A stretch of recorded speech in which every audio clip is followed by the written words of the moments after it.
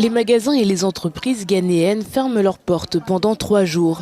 Les commerçants d'Accra, la capitale, ont pris la décision de fermer boutique temporairement mercredi afin de protester contre la flambée du coût de la vie, alors que le Ghana lutte actuellement contre les retombées économiques de la guerre en Ukraine.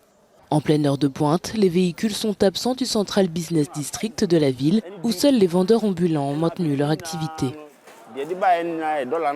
Les prix et les droits d'importation ont augmenté en raison de la dépréciation du cédi et de l'appréciation du dollar. Les acheteurs ont donc du mal à importer des articles en raison de l'augmentation des droits de douane.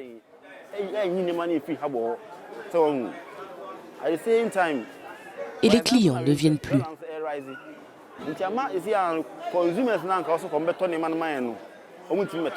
Le syndicat des commerçants, Gouta, a déclaré que cette mesure envoyait un signal au gouvernement, lui indiquant qu'il était frustré par la mauvaise gestion économique. Certains commerçants se plaignent de ne plus pouvoir émettre de factures pro forma car les prix changent en un jour et parfois même en quelques heures. Le gouvernement devrait écouter le plaidoyer de ces entreprises, bien que le secteur privé soit aussi l'un des piliers de l'économie. Nous employons la plupart des jeunes dans le système. Si je suis capable d'employer 1 ou 2 gars dans mon magasin à la fin de la journée, j'ai retiré des gens de la rue.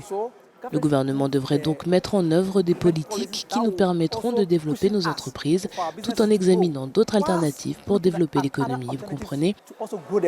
Le Ghana est confronté à une dette élevée et à une inflation qui a atteint un niveau historique de 37% en septembre.